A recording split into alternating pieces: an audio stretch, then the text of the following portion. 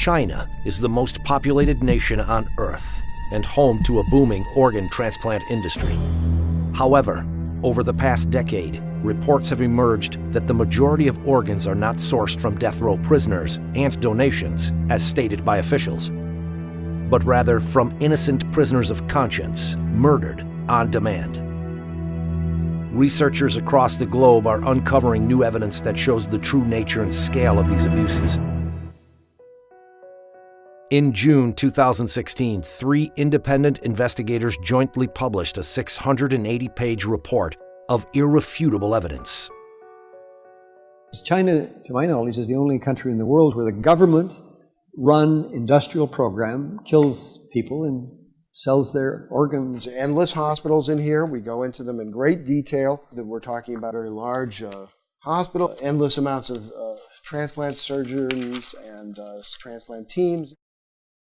I was really surprised how high the number was. I mean, as I say, it's multiple between 6 and 10 of the official figures. Hearings were held by the U.S. Congress, the British Parliament, the European Parliament, and the Canadian Parliament. The U.S. House of Representatives unanimously passed a resolution condemning the systematic state-sanctioned organ harvesting from non-consenting prisoners of conscience. China's killing for organs is making a major appearance across media outlets all over the world.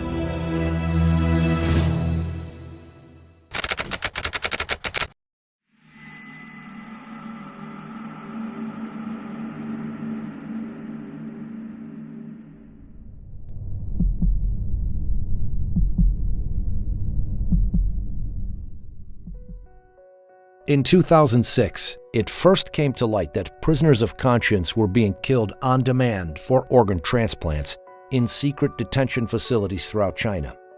The first 2 researchers to investigate were David Kilgore, former Canadian Secretary of State for Asia Pacific, and David Matas, an international human rights lawyer. When we started in 2006, I didn't know where the trials would lead or what the conclusion would be. The initial surprise and disappointment was that this was true, that it was happening throughout China, and it was happening from 2001 to the date of our report. Kilgore and Matas released their first report in July 2006 and later published the book Bloody Harvest. Around the same time, Ethan Gutman, an independent investigative journalist based in London, he spent 7 years doing his own research before publishing The Slaughter in 2014. We made the point that it was really prisoners of conscience, we believe, are making up the bulk of these organs that are out there.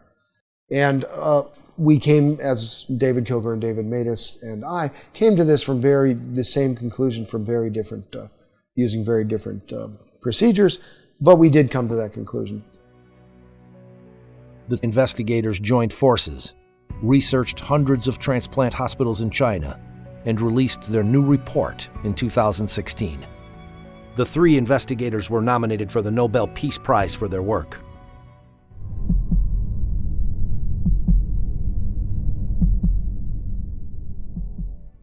Discovering exactly how large the transplant industry is in China and how many victims there have been is difficult.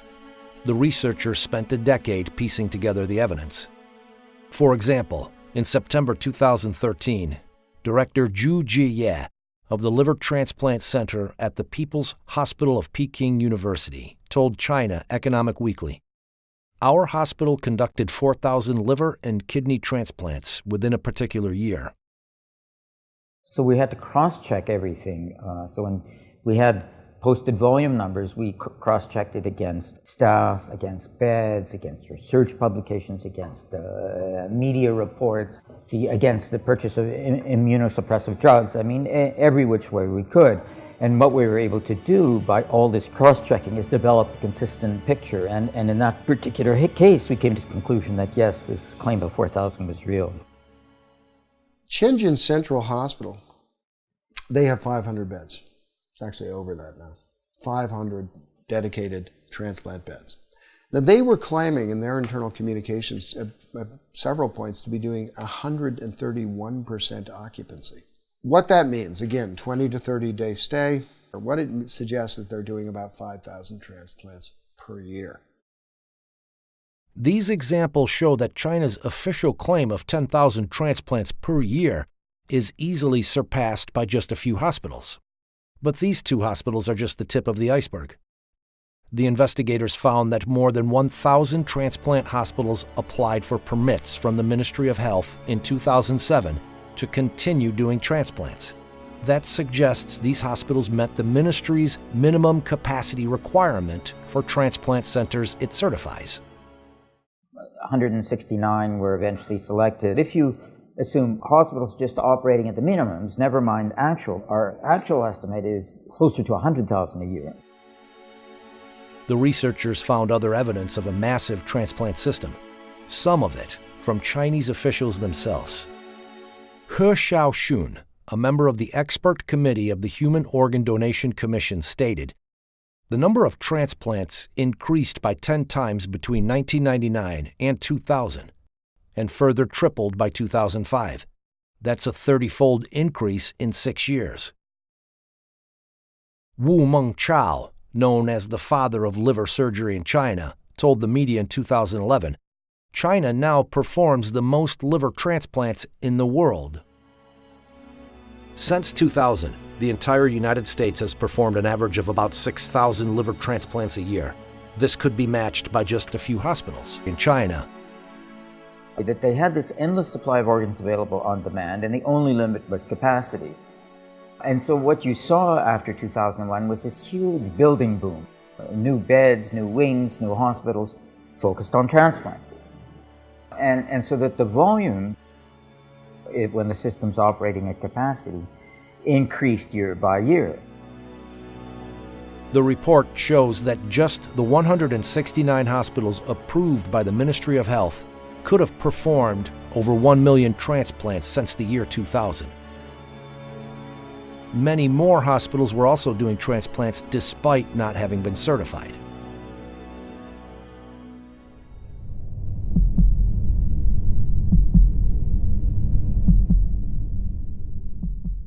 Organ transplantation has been continuously incorporated into the National 5-Year Plan and has become a high priority in China's national strategy.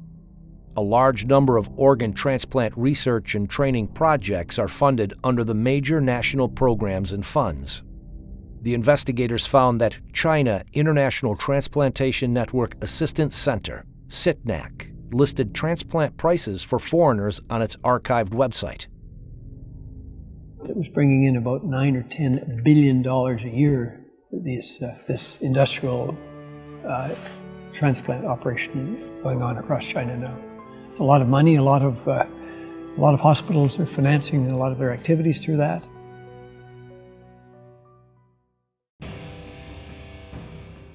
They're watched very, very closely indeed by the top leadership, so they're fully aware of this, as well as the fact that Wang Lijun, one of the Bo Xilai, who was a contender for the Chinese presidency, this was his right-hand man. He was the most famous policeman in all of China.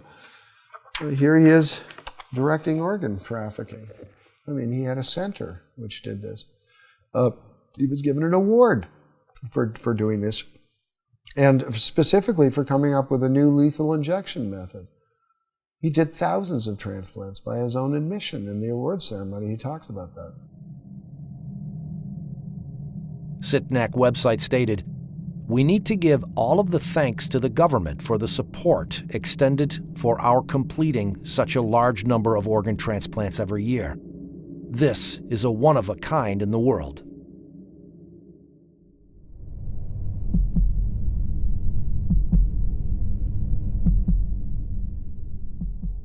Researchers were particularly struck by one aspect of these transplants. Unlike anywhere else in the world, they were being done on demand. In countries with advanced organ donation and allocation systems, patients must usually wait years for a donor to become available. Yet in China, waiting times are commonly in weeks. The 2006 Liver Transplant Registry report showed that 27% of samples were emergency transplants. That means they found a new liver within days or even hours. It was back in 2005 when a patient of mine who has been on the top list of patients for human heart transplantation, came to me one day and told me that he was told by his insurance company, his Israeli insurance company, to go to China in 2 weeks' time as he was scheduled to undergo heart transplantation. And when I asked him how come such a surgery can be scheduled ahead of time, somebody has to die on the very day of the operation, he said he didn't know, and he went to China and got his heart transplantation exactly on the date that he was promised. One hospital in southwest China claimed to have donors seeking matched recipients, and also promised, in case of failure, we will continue to perform transplants until one is successful. In 2006, a chief surgeon of the Organ Transplant Center at a traditional Chinese medicine hospital published a study of 50 patients at his hospital who had each received kidney transplants 2, 3, or 4 times. Another example that's I can't get out of my head is a man from a country who went twice to China. First time he went, they brought him 4 sets of kidneys, and none of the 4 was compatible with him. 4 months later, he came back, and they brought him 4 more sets of kidneys, until finally the 8th kidney worked. And when we saw him, he was doing fine, but 8 human beings have been killed. In northeastern China, the International Transplantation Network Assistance Center stated on its website, China carries out kidney transplants from living sources. It's completely different from cadaveric kidney transplants in Japan. Because they have a bank of live donors waiting to get a match on the computer. Like some horrible restaurant where you go in and see a lobster and say, I want that lobster, and the lobster's killed. It's a crime against humanity.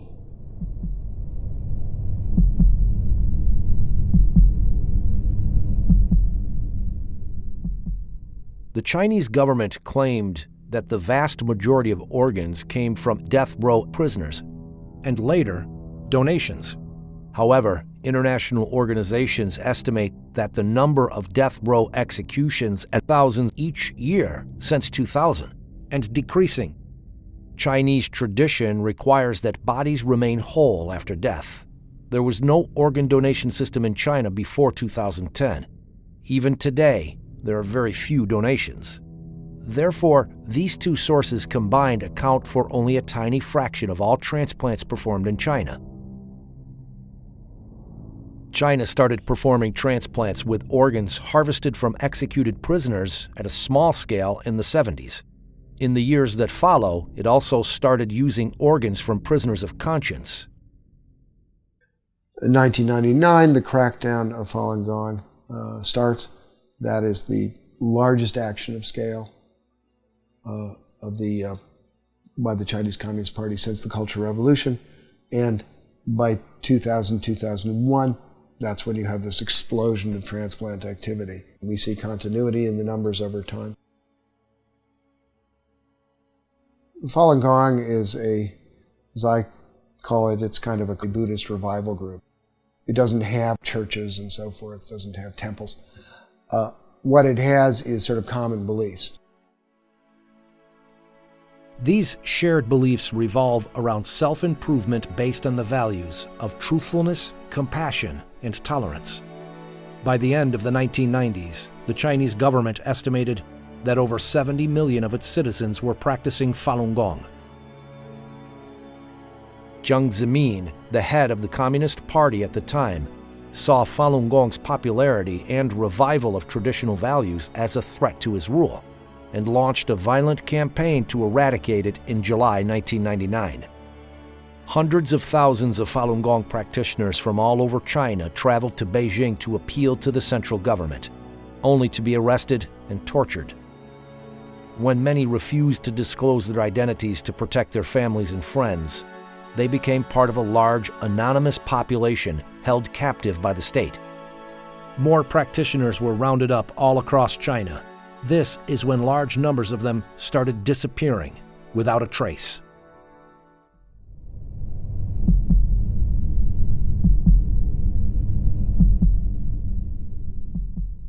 The official line in terms of repression of Falun Gong of the party is bankrupt them financially, ruin their reputations, destroy them physically. So that the vilifications destroying their reputations, the organ transplants is destroying them physically. There's the physical examinations, the blood testing, the organ examination, which have no other explanation than suitability for transplant. It was like convert or die. Convert or die. Turn in your friends or die. That it's state-sponsored genocide. We did not expect, after the Holocaust, to see this kind of medical corruption come round again.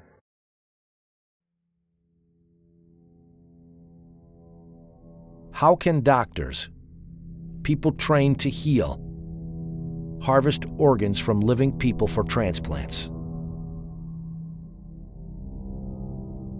Educated and raised in China, Enver Tohti is an ethnic Uyghur surgeon, currently living in London.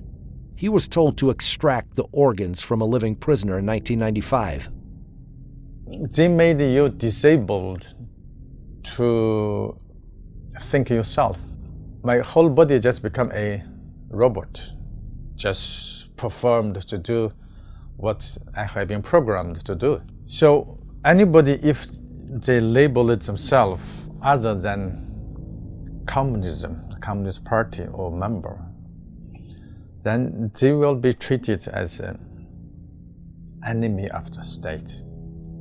Therefore, they are not even qualified as human beings, and therefore they are subject to whatever punishment is available.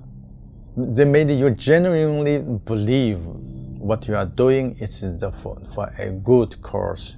It is little later I realized I shortened this man's life. That is equal to a killer. I killed him. This thing is haunting me. I have to tell the world to release the things inside my heart to get a little relief.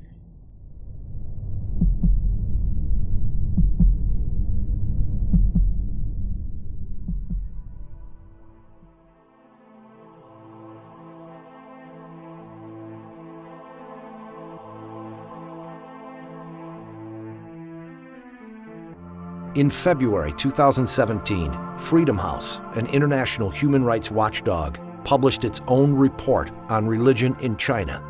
It noted that a review of available information regarding organ transplants had found credible evidence suggesting that, beginning in the early 2000s, Falun Gong detainees were killed for their organs on a large scale. It added that the large-scale disappearance of young Uyghur men, accounts of routine blood testing of Uyghur political prisoners, and reports of mysterious deaths of Tibetans and Uyghurs in custody should raise alarm that these populations may also be victims of involuntary organ harvesting. I think, Gina, the first thing before you believe or you decide whether or not you want to believe is you have to learn the facts. The facts are there, the books are there, the research is there.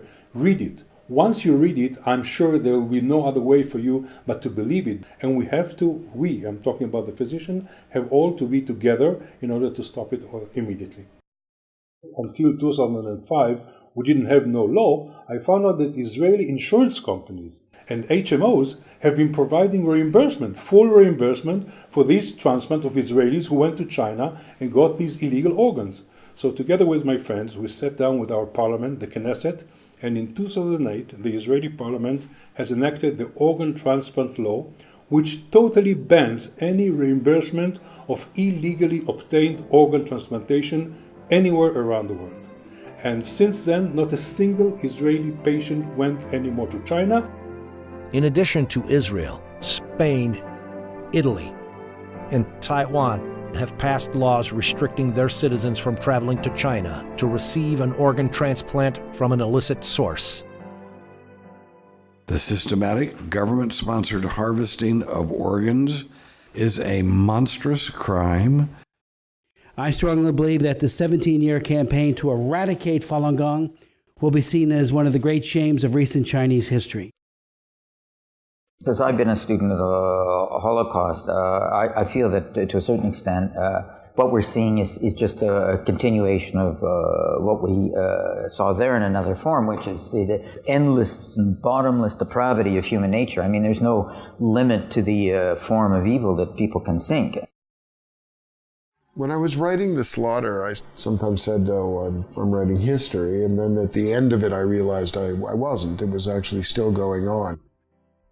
This is a new form of genocide, and it's using the most respected members of society to implement it. This is one of the central tests of our time. We can't avoid this any longer.